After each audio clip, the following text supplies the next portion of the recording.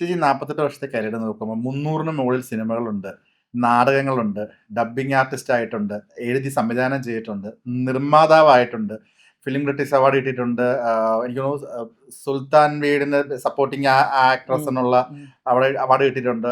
അങ്ങനെ 3-4 അവാർഡ്സ് ഒക്കെ ഉൾപ്പെടെ എല്ലാം കിട്ടിയിട്ടുണ്ട്. ഇത്രയും ഈ 48 വർഷങ്ങൾ ആദ്യം തൊട്ട് ഇന്ന് വരെ എത്തിയിട്ട് ഒന്ന് തിരിഞ്ഞു നോക്കാൻ പറഞ്ഞു കഴിഞ്ഞാൽ വരുന്ന ഒരു മുഖങ്ങൾ അല്ലെങ്കിൽ ഗ്രാറ്റിറ്റ്യൂഡ്, അങ്ങനെ അല്ലെങ്കിൽ ഗിൽറ്റ്, അങ്ങനെ എന്തൊക്കെ വികാരങ്ങളായിരിക്കും മനസ്സിൽ കൂടെ വരുന്നത് ഈ 48 ഇയേഴ്സ് എന്ന് ഓർക്കാൻ പറഞ്ഞു? സത്യത്തിൽ 48 വർഷമായി എന്നറപ്പ് സുമേഷ് പറഞ്ഞപ്പോഴാണ് ഞാനത് ഓർക്കുന്നത് പോലും. എൻ്റെ മനസ്സിലേക്ക് അത്രയും വർഷമായി ഞാൻ വന്നിട്ട് എന്നുള്ളത് ഞാൻ ചിന്തിച്ചിട്ട് പോലും ഇല്ല. അപ്പോൾ തിരിഞ്ഞു നോട്ടം എന്നുള്ളൊരു സാധനം ഞാൻ ചെയ്തിട്ടില്ല തോന്നുന്നു. ഞാനിങ്ങനെ പോയിക്കൊണ്ടിരിക്കും, മുന്നോട്ട് പോയിക്കൊണ്ടിരിക്കും. അല്ലാതെ ഒരു തിരിഞ്ഞു നോട്ടം നമ്മൾ അങ്ങനത്തെ നോക്കിക്കഴിഞ്ഞാൽ പല നിരാശകൾ നമുക്ക് ജീവിതത്തിൽ വരും. അയ്യോ അങ്ങനെ അതൊന്നും എന്നെ സംബന്ധിച്ച് അങ്ങനെ ഞാൻ ബാക്കിലേക്ക് ചിന്തിക്കാറില്ല. ഓ, അങ്ങനെയില്ല. ഇന്നിൽ ജീവിക്കുന്ന വ്യക്തിയാണോ? തീർച്ചയായിട്ടും. അതായത് ഇപ്പം കഴിഞ്ഞു പോയതിനെ പറ്റി നമ്മൾ ചിന്തിച്ചിട്ട് കാര്യമില്ല, കാര്യമില്ല. വരാനിരിക്കുന്നത് എന്തായാലും വരും. അതെ. കഴിഞ്ഞു പോയതിനെ പറ്റി നമ്മൾ ചിന്തിച്ചാൽ പലപ്പോഴും നമുക്ക് ഇഷ്ടപ്പെടാത്ത ഒരുപാട് കാര്യങ്ങൾ നമുക്ക് ഓർക്കേണ്ടി വരും. പല ആൾക്കാരുടെ മുഖങ്ങൾ നമ്മളെ മനസ്സിലേക്ക് വരുമ്പോഴൊക്കെ. അപ്പോൾ അതിനെപ്പറ്റിയൊക്കെ നമ്മൾ ചിന്തിക്കുമ്പോൾ ചിലപ്പോൾ നെഗറ്റീവ് വരാം, ചിലപ്പോൾ നല്ലത് വരാം. അപ്പോൾ അങ്ങനത്തിലേക്ക് ഞാനങ്ങനെ പോവാറില്ല സത്യത്തിൽ. ഈ ചേച്ചിയുടെ മുന്നത്തെ ഇന്റർവ്യൂ കാണുമ്പോൾ ചേച്ചി പറഞ്ഞിട്ടുണ്ട് പല പെട്ടെന്ന് റിയാക്ട് ചെയ്യുന്ന ഒരു സ്വഭാവം ഒക്കെ പണ്ടുണ്ടായിരുന്നത്. ഒരുപാട് പറഞ്ഞ മാറ്റങ്ങൾ നമ്മൾ അതെ, അതിലേക്കൊന്നും കിടക്കുന്നില്ല. അതെ, ഇപ്പൊ അതെ. സെറ്റിൽ നിന്ന് ഇറങ്ങി പോകുന്നതും അതെ. ഇഷ്ടമല്ലാത്ത കാര്യങ്ങൾ തുറന്നു പറയുന്നതും അങ്ങനെയുള്ള പല സംഭവങ്ങളും ഉണ്ടായിട്ടുണ്ടെന്ന്. അപ്പം ഇപ്പൊ ചേച്ചി പ്രസന്റിൽ മാത്രം ചിന്തിച്ച് ജീവിക്കുന്ന ഒരു ക്യാരക്ടറാണ്. ഈ ഒരു മാറ്റം, ഈ ഒരു മെച്യൂരിറ്റി ഏത് സ്റ്റേജോട്ടാണ് വന്നു തുടങ്ങിയത്? ആ ഒരു മെച്യൂരിറ്റി വന്നത് ആദ്യമായിട്ട് ഞാൻ പ്രൊഡ്യൂസ് ചെയ്തപ്പോഴാണ്. നമുക്ക് അത് അറിയില്ലല്ലോ. ഒരു പ്രൊഡ്യൂസറുടെ പ്രശ്നം എന്താണെന്ന് അറിയില്ല. നമുക്ക് നമ്മളുടെ സൗകര്യങ്ങൾ മാത്രം നോക്കും. ആർട്ടിസ്റ്റുകൾക്കാണ് ഏറ്റവും സുഖം സിനിമയിൽ. സംവിധായകർക്കോ മറ്റവർക്കോ ഒന്നുമല്ല. സിനിമയിൽ ശരിക്കും പറഞ്ഞാൽ സുഖമായിട്ട് വർക്ക് ചെയ്ത് പോവുക ആർട്ടിസ്റ്റുകൾക്കാണ്. അപ്പോൾ അത് മാത്രമേ എനിക്ക് അറിയണ്ടായിരുന്നുള്ളൂ. പ്രൊഡ്യൂസ് ചെയ്തപ്പോൾ അത് മനസ്സിലായി. സംവിധാനം ചെയ്തപ്പോൾ പിന്നെയും മനസ്സിലായി. അപ്പോൾ നമുക്ക് ഓരോ മാറ്റങ്ങൾ നമുക്ക് വന്നുകൊണ്ടിരിക്കും. ചിന്തിക്കും ചിലപ്പോൾ. അതായിരിക്കും. എനിക്ക് വന്നിട്ടുള്ള അതിലാണ്. സ്വഭാവത്തിൽ മാറ്റം വന്നിട്ടുള്ളത് പ്രൊഡ്യൂസ് ചെയ്തപ്പോൾ തന്നെ. ഈ പലരും പറഞ്ഞു കേട്ടിട്ടുണ്ട്, ഈ ഞാൻ യോഗ ചെയ്യാറുണ്ട്, അല്ലെന്നുണ്ടെങ്കിൽ ഞാൻ ഒരു മീ ടൈം എന്ന് പറയുന്ന സമയത്ത് ഞാൻ ഒറ്റയ്ക്ക് ഇരുന്നിട്ട് പാട്ട് കേൾക്കുക, അല്ലെങ്കിൽ ഈ ധ്യാനിക്കുക, അങ്ങനത്തെ കാര്യങ്ങൾ ഒരുപാട് ആക്ട്രസുമാരും ഒരു പരിധി വരെ പല ആക്ടേഴ്സും പറഞ്ഞു കേട്ടിട്ടുണ്ട്. അങ്ങനെയൊക്കെ ചെയ്യുന്ന ശീലങ്ങളോ, ഈ ഒരു മീ ടൈം സ്വന്തമായിട്ടൊരു സമയം കിട്ടുന്ന സമയങ്ങളിൽ ചേച്ചി കൂടുതലും ചെയ്യാൻ ആഗ്രഹിക്കുന്നത് എന്തൊക്കെയാണ്? ഞാൻ സിനിമ കാണുക കൂടുതലും ചെയ്യുക. യോഗ ചെയ്യാറുണ്ട് കേട്ടോ. യോഗ ചെയ്യും, ജിമ്മിൽ പോവും, അതൊക്കെ ചെയ്യും. പക്ഷേ കൂടുതൽ സമയം ഞാൻ അല്ലെങ്കിൽ സിനിമ കാണും, അല്ലെങ്കിൽ എഴുതുകയാണെങ്കിൽ എഴുതും. ഒറ്റയ്ക്ക് ഇരിക്കാൻ ഇപ്പോൾ എനിക്കിഷ്ടമാണ്. നേരത്തെ എനിക്ക് ഇഷ്ടമുണ്ടായിരുന്നില്ല ഒറ്റയ്ക്ക് ഇരിക്കുക എന്നുള്ളത്. എനിക്ക് ചിന്തിക്കാൻ പോലും പറ്റാത്ത കാര്യമായിരുന്നു. ഇപ്പോൾ പലപ്പോഴും ഞാൻ ഒറ്റയ്ക്ക് ഇരിക്കുന്നത് ഞാൻ ആസ്വദിക്കുന്നുണ്ട്. ഭയങ്കര ബ്യൂട്ടിഫുൾ. ലാലേട്ടൻ പറഞ്ഞിട്ടുണ്ട് ഭയങ്കര ഒറ്റയ്ക്ക് ഇരിക്കാൻ പറ്റുക അതെ, എന്നുള്ളത്. അതെ. അത് വലിയൊരു കാര്യമാണ്. അതെ. കാരണം രാവിലെ നമുക്ക് ആവശ്യമുള്ള സമയത്ത് എണീറ്റാൽ മതി. ഭക്ഷണം ഉണ്ടാക്കേണ്ട സമയത്ത് ഉണ്ടാക്കിയാൽ മതി. ആരെയും നമ്മൾ ബോധ്യപ്പെടുത്തണ്ട. പക്ഷേ എൻ്റെ കുട്ടികൾ ഇടക്കിടക്ക് കാണണം അവരെ. അപ്പോൾ മോന് വലിയ ആൾ തൊട്ടടുത്ത് തന്നെ താമസിക്കുന്നത്. ചെറിയ ആൾ ബാംഗ്ലൂരാണ്. അവരൊക്കെ എപ്പോഴും ഇങ്ങനെ സംസാരിക്കുകയൊക്കെ ചെയ്യും. പിന്നെ എന്ത് ആവശ്യം ഉണ്ടെങ്കിലും മോൻ അടുത്തുള്ളതുകൊണ്ട് ഇപ്പോൾ സിനിമയ്ക്ക് പോകാനോ അല്ലെങ്കിൽ പുറത്ത് പോകാനൊക്കെ അവൻ്റെ കൂടെ പോകും. പിന്നെ ഇപ്പോൾ എനിക്ക് ഒറ്റയ്ക്ക് ഇരിക്കുന്നത് ഇഷ്ടമാണ്. അത് എൻജോയ് ചെയ്യുന്നുണ്ടല്ലേ? പിന്നെ ആരോഗ്യമുള്ള സമയത്ത് കേട്ടോ. അല്ല നമുക്ക് എന്തെങ്കിലും അസുഖം വരുമ്പോൾ നമ്മൾ അയ്യോ എന്ന് പേടിച്ചു പോകും. അപ്പോൾ ആരോഗ്യം വേണം. ആരോഗ്യം ഇല്ലെങ്കിൽ നമ്മൾ ബുദ്ധിമുട്ടും ഒറ്റയ്ക്ക് ഉള്ള ജീവിതം. ഈ കഴിഞ്ഞ 2-3 ദിവസത്തിനുള്ളിൽ വന്ന ഒരു ഇന്റർവ്യൂ ഉണ്ട്. ഒരു സോഷ്യൽ മീഡിയ ചാനലിൽ വന്ന ഇന്റർവ്യൂ ആണ്. ആക്ട്രസ് ജോളി ഈശോ. ചേച്ചി കണ്ടിട്ടുണ്ടോ ഇന്റർവ്യൂ എന്നറിയില്ല. ഇപ്പം അദ്ദേഹം പറയുന്ന ഒരു സ്റ്റേറ്റ്മെന്റ് ഉണ്ട്. ആണുങ്ങൾക്ക് വില കൊടുക്കാത്ത ആൾക്കാരാണ് പലരും അമ്മയിലുള്ള സ്ത്രീകൾ എന്ന് പറയുന്നുണ്ട്. അങ്ങനെയുണ്ടോ? ഐ മീൻ, ആണുങ്ങൾക്ക് വില കൊടുക്കുക, പെണ്ണുങ്ങൾ വില കൊടുക്കുക, അങ്ങനെയുണ്ടോ? ആണും പെണ്ണും ഈക്വൽ അല്ലേ ആക്ച്വലി? അങ്ങനെ ഒരു ഒരിക്കലും ഞാനതൊന്നും പറഞ്ഞാൽ വിശ്വസിക്കില്ല. അവർക്ക് എന്തുകൊണ്ടാണ് അത് പറഞ്ഞതെന്ന് എനിക്ക് മനസ്സിലായിട്ടില്ല. ആരാ വില കൊടുക്കാത്തത്? പരസ്പരം വില കൊടുക്കുക എന്നുള്ളതാണ്. ആണുങ്ങൾക്കൊരു വില, പെണ്ണുങ്ങൾക്കൊരു വില ചിന്തിക്കുന്ന ആളുടെ പ്രവൃത്തിയിൽ വില കൊടുക്കുക, അത്രേ ഉള്ളൂ. പെരുമാറ്റത്തിലാണ് നമ്മൾ ഒരാളുടെ പെരുമാറ്റം കൊണ്ട് നമ്മൾ അവർക്ക് വില കൊടുക്കണോ വേണ്ടേ എന്നുള്ളത്. അല്ലാതെ ആണുങ്ങൾക്ക് എന്നാൽ കുറച്ച് വില കൊടുക്കാം, സ്ത്രീകൾക്ക് വില വേണ്ട, അതിൽ എന്താ അർത്ഥമുള്ളത്? അങ്ങനെ അമ്മയിലൊന്നും മീറ്റിങ്ങിനൊന്നും വരുമ്പോൾ ആണ് പെണ്ണെന്നൊന്നും വ്യത്യാസങ്ങളൊന്നും ഞാൻ കണ്ടിട്ടില്ല. പിന്നെ മമ്മൂക്കയാണെങ്കിലും ലാലാണെങ്കിലും നമ്മൾ അവരോടുള്ള ബഹുമാനം, ഇഷ്ടവും സ്നേഹമൊക്കെ നമ്മൾക്കുണ്ടല്ലോ. അപ്പോൾ അതുണ്ടാകുമല്ലോ തീർച്ചയായിട്ടും. ആര് വന്നാലും ഇവർ രണ്ടാളെ നമ്മൾ കാണുന്നത് വേറെ തന്നെ ഒരു തലത്തിലാണ്. ഇൻഡസ്ട്രി ചുമന്ന് നിൽക്കുന്ന രണ്ടുപേരാണ്. അവരെ കവിഞ്ഞിട്ടേ നമുക്ക് ആരും ഉള്ളൂ. അപ്പോൾ അത് നമുക്ക് നമ്മളെ മനസ്സിലുണ്ട്. വില കൊടുക്കുന്നില്ല. ആർക്കാണ് വില കൊടുക്കാത്തതെന്നുള്ളത് എനിക്കറിയില്ല. ഞാനത് ആരെ ഉദ്ദേശിച്ചിട്ടാന്നുള്ളത് എനിക്കറിയില്ല ജോളി പറഞ്ഞത്. അല്ല, വർഗീയത കൊണ്ടുവരുന്ന ആൾക്കാർ അമ്മയിൽ നല്ലതല്ല. വർഗീയത കൊണ്ടുവരിക എന്ന് പറഞ്ഞാൽ അതൊരു നിസ്സാര കാര്യമല്ല. നമ്മളെ അമ്മ അസോസിയേഷനിൽ കലാകാരന്മാരേ ഉള്ളൂ. അവിടെ മതമില്ല, രാഷ്ട്രീയമില്ല, ഒന്നുമില്ല. ആണില്ല, പെണ്ണില്ല, ഒന്നും ഇല്ല. അവിടെ ഇങ്ങനത്തെ മതപരമായിട്ടുള്ള കാര്യങ്ങൾ കൊണ്ടുവരിക പറഞ്ഞാൽ നമുക്ക് അംഗീകരിക്കാൻ പറ്റാത്തതാണ്. അത് വളരെ പച്ചക്കല്ലേ ആ കുട്ടി വന്നിരുന്ന് പറഞ്ഞത്. ഒരാളുടെ ജീവിതത്തിലേക്ക് വരെ കടന്നു കയറി. അതൊക്കെ എന്തിനെന്ന് മനസ്സിലാവുന്നില്ല. ആ സമയത്ത് അങ്ങനത്തെ സംസാരിക്കുമ്പോൾ അപ്പ കട്ട് ചെയ്യണമായിരുന്നു. അത് അപ്പോഴത്തന്നെ ആക്ഷൻ എടുക്കണമായിരുന്നു. നമ്മളെ കൂട്ടത്തിലുള്ള ആൾക്കാരെ പറ്റിയിട്ടല്ലേ ഈ പറയുന്നേ.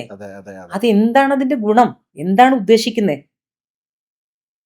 അങ്ങനെ റൂമിൽ ഒരാൾ വന്ന് അവള് കള്ള് കുടിക്കുന്നൊക്കെ മദ്യം വാങ്ങിക്കൊടുക്കാൻ പറയുമെന്ന് പറഞ്ഞ ഒരു പെണ്ണിനോട് ഒരു പെണ്ണ് മദ്യം വാങ്ങിക്കൊടുക്കണമെങ്കിൽ അപ്പൊ ആ മദ്യം വാങ്ങിക്കൊടുക്കാൻ പറയുന്നത് അതിലേറെ വലിയ മദ്യപാനിയാവണല്ലോ.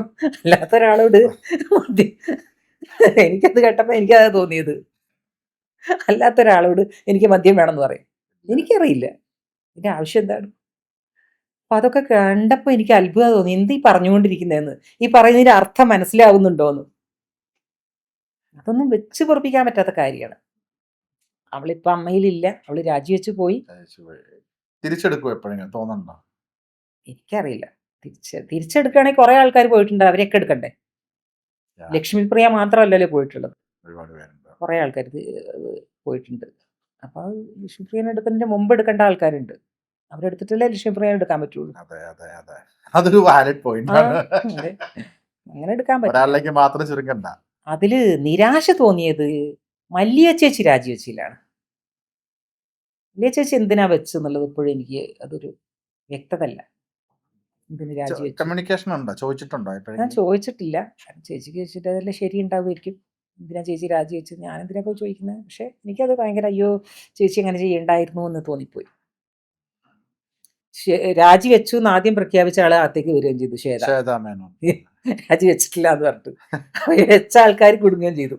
അതിലുണ്ടായ അവള് ഇപ്പോഴും പറയണത് ഞാൻ ഇറങ്ങില്ല എന്ന് പറഞ്ഞിട്ടായിരിക്കുന്നത്. അതെന്താന്ന് മനസ്സിലാവുന്നില്ല. ഞാനിപ്പോഴും വിശ്വസിക്കുന്നത് ശരിക്കും അവിടെ ചർച്ച ചെയ്യേണ്ടത് പണത്തിന്റെ കാര്യം ഒന്ന് ആദ്യം തന്നെ ചെയ്യേണ്ടത്. ഈ പറഞ്ഞ പോലെ വർഗീയ പരാമർശം വന്ന് അതായിരുന്നു ആദ്യം ചോദ്യം ചെയ്യേണ്ടത് ആ മീറ്റിങ്ങിൽ. കാരണം എന്താ പറയുക, ഇന്നത്തെ കാലഘട്ടം ഭയങ്കര മോശമാണ്.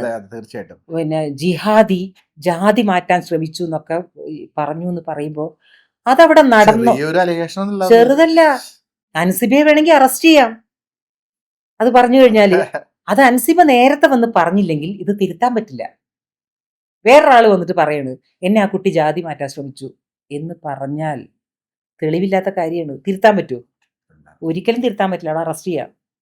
അപ്പൊ അൻസിബ് അത് നേരത്തെ കണ്ടിട്ടുണ്ടാവാം, അതുകൊണ്ടായിരിക്കും അവള് പുറത്തു വന്നത് പറഞ്ഞത്. ആ ഒരു പരാമർശം വന്നപ്പോൾ തന്നെ അത് തീരുമാനം എടുക്കണമായിരുന്നു. ഇതിവിടെ പറ്റില്ല, ഇതിവിടെ സംസാരിക്കാൻ പറ്റില്ല. ശ്വേതയ്ക്ക് ആദ്യം പറ്റിയത് അതാണ്. തെറ്റും ശരിയും എന്താണെന്ന് ചോദ്യം ചോദിക്കാനോ ഇതാണ് ശ്വേത നിന്നില്ല. അവിടെയാണ് ശ്വേതയുടെ എനിക്ക് തോന്നിയത്. അതായിരുന്നു ആദ്യം ചർച്ച ചെയ്യേണ്ടത്. പിന്നെ ഈ കണക്ക് ശരിയായില്ല എന്നുള്ളതും വന്നല്ലോ. ഓക്കെ. അപ്പൊ ശ്വേതന്റെ ഒരു കണക്ക് കൂട്ടിൽ എനിക്ക് തോന്നുന്നത് കണക്ക് ശരിയാക്കിയിട്ടേ ഞാൻ ഇറങ്ങുള്ളൂ എന്ന് എന്തിലോ ഞാൻ കണ്ടു. അത് ശരിയാക്കിയിട്ട് ചിലപ്പോൾ അത് ശരിയാക്കിയിട്ട് ഇറങ്ങാനായിരിക്കും. എനിക്ക് തോന്നുന്നു ശ്വേതാ മേനോൻ നല്ലൊരു ആക്ട്രസ് എന്നതിലപ്പുറം സംഘടനാപരമായ ചുമതലകൾ വലിയ കാര്യമായിട്ട് വഹിക്കാത്തതിന്റെ ഒരു കുറവായി, അതുകൊണ്ടായിരിക്കും ഇവരെന്താ പറ്റിച്ച. ഇവരൊന്നും ആരോടും ഒന്നും ചോദിച്ചില്ല. നേരത്തെ സംഘടനയിൽ ഉണ്ടായ ആൾക്കാരുമായിട്ട് ചോദിക്കായിരുന്നു ഞങ്ങൾ എന്ത് ചെയ്യണം എന്ന്. ഇവര് പരസ്പരം അടി കൂടാനാ നോക്കിയത്. ഈഗോ ക്ലാഷ് ആണ് അവിടെ കൂടുതലും വന്നിട്ടുള്ളത്. ഞാനാണ് വലുത്, നീയാണ് വലുത്, പ്രസിഡന്റിനേക്കാളും വലുത് സെക്രട്ടറിയാണ്, സെക്രട്ടറിനേക്കാൾ ഇതാണ്. ആ ഞാൻ പറയട്ടെ, ഇപ്പൊ ശ്വേതയും കുക്കും നോക്കുന്ന സമയത്ത് കുക്കു സിനിമകൾ കുറവായിരിക്കും, പക്ഷെ സെക്രട്ടറിക്ക് ഒരു സ്ഥാനം ഉണ്ടല്ലോ, സെക്രട്ടറിക്ക് പവർ ഉണ്ടല്ലോ. ഇപ്പോ മോഹൻലാലുള്ള സമയത്ത് ഇടവേള ബാബു ആയിരുന്നു സെക്രട്ടറി. അപ്പൊ ആ സെക്രട്ടറിക്ക് പവർ ഉണ്ടായിരുന്നു അന്ന്. തീർച്ചയായിട്ടും ഒരു ഫോൺ കോളിനപ്പുറം ബാബുചേട്ടൻ ഉണ്ടായിരുന്നു ഇപ്പോഴും. അതെ. ഇപ്പൊ സംസാരിക്കുന്ന ഒക്കെ കൂടുതലും ബാബുവായിരുന്നു സംസാരിച്ചിരുന്നത്. അത് തന്നില്ല. അപ്പൊ അന്ന് മീറ്റിങ്ങിനും അതെ, സംസാരിക്കുന്നത് മുഴുവനും ശ്വേതയായി പോയി. സെക്രട്ടറി അപ്പോഴും വളരെ കുറച്ചേ സംസാരിച്ചിട്ടുള്ളൂ. അതുകൊണ്ട് സെക്രട്ടറിക്ക് എതിരെ ആർക്കും കൈ ചൂണ്ടാൻ സന്ദർഭം കിട്ടിയില്ല.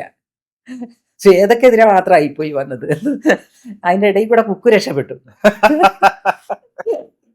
അതാണ്ടായത്. ഇപ്പൊ ശരിക്കും പറഞ്ഞാൽ ഇപ്പൊ കോടതിയിലേക്കൊക്കെ പോകുക എന്ന് പറയുമ്പോൾ അത് ഒരിക്കലും അംഗീകരിക്കാൻ പറ്റാത്ത കാര്യമാണ്. ഞാൻ പറഞ്ഞില്ലേ, നമ്മളെ വേണ്ടാന്ന് തോന്നുന്ന സ്ഥലത്ത് നിൽക്കാൻ പാടില്ല, പിടിച്ചു നിൽക്കാതിരിക്കുക. അപ്പൊ ഞാൻ ഇപ്പോഴും വിശ്വസിക്കുന്നു, ആ 45 ദിവസം കഴിഞ്ഞു കഴിഞ്ഞാൽ ശ്വേതെല്ലാം ക്ലിയർ ആക്കിയിട്ട് അടുത്ത ജനറൽ ബോഡി വിളിക്കുമെന്ന് ഞാൻ വിശ്വസിക്കും.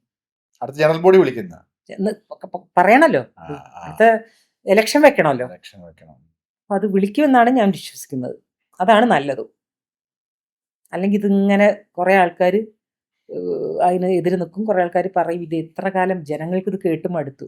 എത്ര നല്ല കാര്യങ്ങൾ ചെയ്യണൊരു ആ സൈഡ് അറിയുന്നില്ല ആൾക്കാർ. ഇപ്പൊ മരുന്ന് കൊടുക്കുന്നു, അറിയുന്നില്ല, അതൊന്നും അറിയുന്നേ ഇല്ല ആൾക്കാർ. ഇതിലേക്ക് എന്താ ഓരോരുത്തർ വന്ന് ചോദിക്കും, നിങ്ങൾ എന്താ സമൂഹത്തിന് വേണ്ടി ചെയ്യുന്നത്? സമൂഹത്തിലുള്ള ആൾക്കാരാണ് ഞങ്ങളും, സമൂഹത്തിന്റെ ഒരു ഭാഗമാണ് ഞങ്ങളും. ഞങ്ങൾക്ക് വേണ്ടി ചെയ്യുന്നുണ്ട്, പുറത്ത് ചെയ്യുന്നുണ്ട്, വീടുകളൊക്കെ ഉണ്ടാക്കി കൊടുത്തിട്ടുണ്ടല്ലോ പാവങ്ങൾക്ക്. അതുപോലെ മരുന്ന് എത്തുക, ഇൻഷുറൻസ്, അത് ചില്ലറ കാര്യമാണോ? 10,000 രൂപ വരെ മരുന്ന് കൊടുക്കുന്നുണ്ട്. അതൊക്കെ ഏത് സംഘടന, ഇതുപോലത്തെ സംഘടന എവിടെ കൊടുക്കുന്നത്? അപ്പൊ അത് നശിപ്പിക്കുക എന്നുള്ളതാണ്. ലാലും മമ്മൂട്ടിയും നിശബ്ദരായിരിക്കുന്നതാണ് ഒരു ടെൻഷൻ. എന്താണ് ചേച്ചി പോസ്റ്റ് ഇട്ടിട്ടുണ്ടായിരുന്നല്ലോ. അതെ, കാരണം അവർക്ക് ഇത് എന്താ ചെയ്യുന്നവര്, എന്തെങ്കിലും ആയിക്കോട്ടെ എന്നുള്ളൊരു ചിന്ത വന്നാ പോയി. പലരും ഇത്തവണത്തെ ജനറൽ ബോഡിയിലൊന്നും കുറെ ആൾക്കാർ വന്നില്ല. അതെ, യങ്സ്റ്റേഴ്സ് ഒക്കെ കൂടുതലും. അത് വരാത്ത എന്തുകൊണ്ടാണ്? ആൾക്കാർക്ക് വലിയ വിലയില്ലാതെ പോയി, അങ്ങനെ ആക്കി ഇവര്. അങ്ങനെയല്ലല്ലോ ഉണ്ടായിരുന്നത്. ഞങ്ങളൊക്കെ വെയിറ്റ് ചെയ്യായിരുന്നു ഓരോ വർഷം വരുമ്പോൾ. ഈ പ്രാവശ്യം പോയപ്പോൾ ഭയങ്കര ടെൻഷനായിരുന്നു, എന്ത് സംഭവിക്കും, അതേപോലെ സംഭവിക്കുകയും ചെയ്തു.